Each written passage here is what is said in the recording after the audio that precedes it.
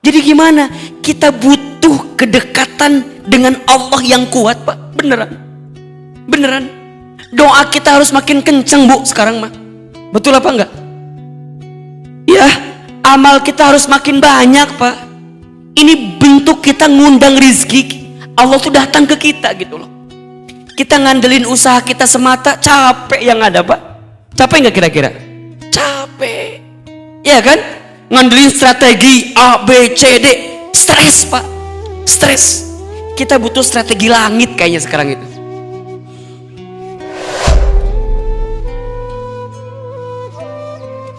Allahumma inna duha'a duha'uka wal baha'a baha'uka wal jamala jamaluka wal quwwata quwwatuka wal qudrata qudratuka wal ismata ismatuka. Lanjut doanya. Allahumma in kana rizqi fis samai fa'anzilhu wa in kana fil ardi fa'akhrijhu wa in kana haraman fatahhirhu wa in kana mu'assiran fayassirhu wa in kana ba'idan faqarribhu ma ataita ya Allah fi ibadikas sholihin. Ya Allah, jika rizkiku masih di langit, maka turunkanlah. Jika rizkiku masih di bumi, maka keluarkanlah. Jika rizkiku masih haram, maka sucikanlah. Jika masih sulit, mudahkanlah. Jika masih jauh, dekatkanlah. Ya Allah, berikan kami rizki sebagaimana Engkau berikan kepada hambamu yang soleh. Nikmat apa enggak? Nikmat apa enggak? Ayo, rizki itu harus dijemput. Makanya punten mohon maaf ya, Ahilman tuh paling kesel sama orang yang bikin status akan indah pada waktunya. Tapi gawe henteu gitu. Cicing we. Statusnya naon? Akan indah pada waktunya. Statusnya akan indah pada waktunya. Tahajud malas, subuh kesiangan, duha nggak mau, zuhur kelewatan, asar kesorean, maghrib di perjalanan, isya ketiduran. Statusnya akan indah pada waktunya. Indah yang mana keles? Yang paling kesel lagi, udah mah ikhtiar langitnya enggak, ikhtiar buminya juga enggak. Bangunnya kesiangan, suruh kerja enggak mau, milih-milih kerjaan. Ayah bunda sayang, kondisi saat ini membutuhkan kita ya, mengistirahatkan otak, menghidupkan hati katanya. Iya enggak? Sekarang kan serba enggak nentu, Pak. Betul enggak sih? Dipikir pakai logika makin gak nyambung. Jadi gimana?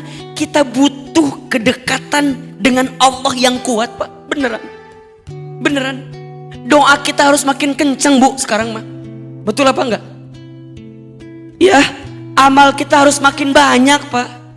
Ini bentuk kita ngundang rizki. Allah tuh datang ke kita gitu loh. Kita ngandelin usaha kita semata, capek yang ada, Pak. Capek gak kira-kira? Capek. Ya kan? Ngandelin strategi A, B, C, D. Stres, Pak. Stres. Kita butuh strategi langit kayaknya sekarang itu. Ya, Allah yang bisa menggerakkan semuanya ini. Kan kita jelas, yakin kan? Yang ngasih rizki siapa? Yang ngasih rizki siapa? Yang ngatur rizki kita siapa? Yang menghidupkan siapa? Yang mematikan siapa? Allah. Maka catatannya adalah jangan sampai ikhtiar kita menjemput rezeki melupakan kita kepada Allah Sang Maha Pemberi rizki gitu loh maksudnya. Jelas? Jangan sampai kesibukan kita menjemput rizki membuat kita lupa dan lalai kepada Allah Sang Maha Pemberi rizki. Contoh ya, sholat aja Pak, sholat aja. Ini pesan dari Ahilman ya. Bapak Ibu, ayah bunda jamaah, jangan sampai meninggalkan sholat ya. Sholat itu indikator kebaikan seseorang. Makin baik sholatnya, baik semua amal. Dan sholat itu adalah amalan yang akan dihisab ketika nanti hari kiamat pertama kali. Inna awwala ma yuhasabu bihil abdu yaumal qiyamah as-sholat. Sesungguhnya perkara pertama yang akan dihisab ketika nanti hari kiamat adalah sholat. Jika benar sholatnya, benar semua amalnya. Jika buruk sholatnya, buruk seluruh amalnya. Termasuk Bapak Ibu, sholat itu indikator kebaikan rezeki kita. Sholatnya benar, rizkinya lancar dah.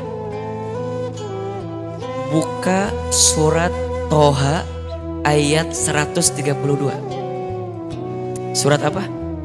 Toha ayat berapa? 132. Kata Allah, wa'mur ahlaka bis sholat, dan perintahkanlah keluargamu untuk sholat. Wastobir alaiha, dan bersabar-sabarlah dalam sholat itu. Apa kata Allah? Kalau sholatnya udah benar, sholatnya udah bagus, sholatnya udah baik gitu, la nas'aluka rizqan, jangan pernah bertanya tentang rezeki gitu. Jangan pernah khawatir tentang rezeki. Kenapa? Nahnu narzuquka, kami yang akan menjamin rezekimu, kata Allah. Wal akibatu littaqwa, karena itu akibat ketakwaan engkau kepadaku, kata Allah. Jadi sebenarnya yang butuh sholat itu kita atau Allah? Kita. Allah tidak butuh ibadah kita Pak. Allah tidak butuh sholat kita. Kita yang butuh dengan sholat kita. Makanya perhatikan ya. Kalau dalam sholat kita baca Fatihah. Fatihah itu kan kalau kita bedah lebih mendalam, itu kan curhatan seorang hamba kepada Tuhannya gitu. Ya kan? Komunikasi kita ke Allah itu.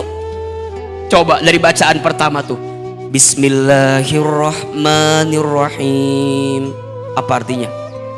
Dengan menyebut namamu ya Allah, yang maha pengasih lagi maha penyayang. Berarti di saat itu kita mengikrarkan diri kita, ya Allah, tidak ada yang paling sayang kepada hamba kecuali siapa? Allah. Tidak ada yang paling mengasihi hamba kecuali siapa? Allah. Berarti di saat yang bersamaan, kalau ada di antara Bapak Ibu yang bekerja kemudian kecewa dengan perusahaannya, kecewa dengan tempat bekerjanya, jangan kecewa, kata Allah. Bukankah kita baca ketika sholat, oke, orang bisa mengecewakanku, oke, perusahaan bisa menyakitiku, oke, semua bisa melukaiku, tapi aku yakin Allah tidak akan pernah menyakitiku. Allah tidak akan pernah melukaiku. Allah tidak akan pernah menzalimiku. Kenapa? Ar-Rahmanir Rahim. Allah yang maha pengasih lagi maha penyayang. Jadi kalau ibu punya rumah tangga, kemudian ibu ngerasa di rumah tangga ini suami nguji kita, kita sakit dengan keadaan suami itu misalnya, ibu gak akan kecewa. Karena ibu punya Allah yang maha pengasih lagi maha penyayang. Kemudian kita baca lagi, Alhamdulillahi Rabbil Alamin. Segala puji bagimu ya Allah, Tuhan semesta alam. Berarti di saat itu kita bilang apa sama Allah? Ya Allah, hari ini hamba ada, ini karenamu ya Allah. Tidak berhak ada yang dipuji kecuali siapa? Allah. Berarti mengajarkan kita untuk tidak apa? Untuk tidak sombong. Yang punya jabatan jangan sombong. Yang punya kedudukan jangan sombong. Yang punya harta jangan sombong. Kenapa? Kecil kita di hadapan Allah. Allah yang maha besar. Berarti saat kita baca Fatihah sedang menundukkan apa? Menundukkan kesombongan kita kan. Ar-Rahmanir Rahim, Maliki Yaumiddin. Nih, lihat kalimat ini. Iyyaka na'budu wa iyyaka nasta'in. Ya Allah, hanya kepadamulah aku menyembah dan hanya kepadamulah aku meminta pertolongan. Kalau kita minta tolong ke Allah berarti kalimat sederhananya kita lagi punya masalah gitu loh. Kita lagi kurang, kita lagi sulit, kita lagi susah, kita minta tolong ke Allah. Apa yang kita minta sama Allah? Ihdinas siratal mustaqim. Ya Allah, hantarkan kami, tunjukkan kami jalan yang lurus. Ya Allah, hamba punya persoalan ini ya Allah. Kan gitu? Di mana jalannya ya Allah? Bukakan jalannya ya Allah, berikan jalannya ya Allah. Kan gitu. Siratal ladzina an'amta alaihim ghairil maghdubi alaihim walad. Salat, Pak. Salat itu pintu kebaikan.